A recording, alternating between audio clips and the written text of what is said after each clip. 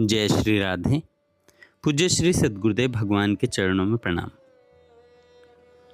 यह कथा उस समय की है जब एक भक्त गोलोक धाम में ठाकुर जी की नित्य सेवा में लीन रहता था। चारों ओर अलौकिक आनंद था, किंतु एक दिन अचानक उस भक्त की दृष्टि पृथ्वी की चकाचौंध पर जा टिकी।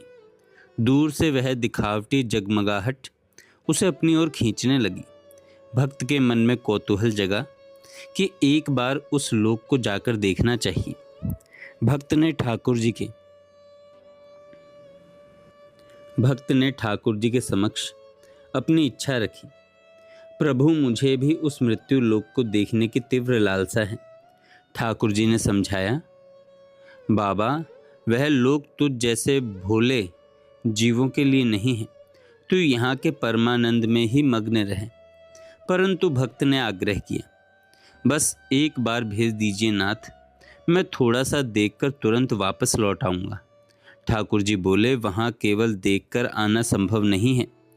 वहाँ जो जाता है उसे फिर संसार के दुखों और सुखों को भोग कर ही आना पड़ता है। किंतु भक्त तो जैसे बाल हट कर बैठा था। उसकी एक ही रट थी, जाना है तो बस जाना है।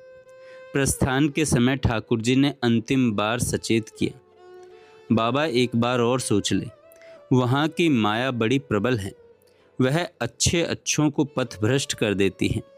भक्त ने आत्मविश्वास के साथ कहा कि उसे माया नहीं सताएगी। अंततः ठाकुर जी ने उसकी जिद स्वीकार कर ली और उसे धरा पर भेज दिया।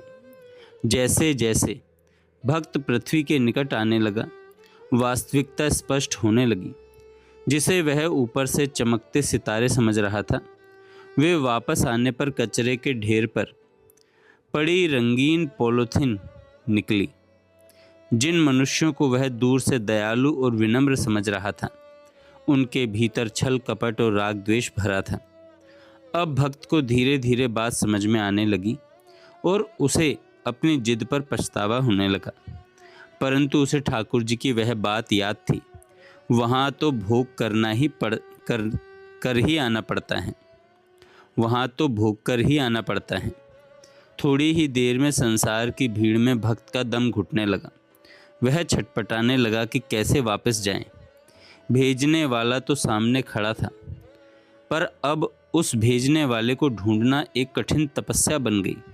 सांसारिक जीवन के 51 वर्ष बीत गए उस दीन दयाल को ढूंढने में। आखिरकार प्रभु को अपने भक्त पर दया आ ही गई और वे उसे एक कदम के वृक्ष के नीचे मिल गए। उन्हें देखते ही भक्त को अपने पिछले जीवन की सारी स्मृतियां लौट आई। उसे देखते ही ठाकुर जी के मुख पर एक ही प्रश्न था, बता बाबा, वहाँ जाकर क्या पाया? भक्त ग्लानि से भर गया और प्रभु के चरणों में गिरकर फूट फूट कर रोने लगा। वह केवल क्षमा याचना कर रहा था, मुझसे बड़ी भूल हो गई नाथ, मुझे पुनः अपनी सेवा में बुला लीजिए। अब कभी ऐसी जिद नहीं करूँगा। भक्त को विलाप करते देख करुणा सागर का हृदय पसीज गया। क्षमा मांगते मांगते न जाने कब भक्त पर प्रभु की कृपा हुई। उसका भौतिक शरीर वहीं रह गया और उसके प्राण निकलकर सदैव के लिए श्री चरणों में विलीन हो गए। सत्य ही है, ठाकुर जी अत्यंत दयालु हैं, जो भक्त के भटक जाने पर भी उसे अंततः अपनी शरण में ले ही लेते हैं। जय श्री राधे।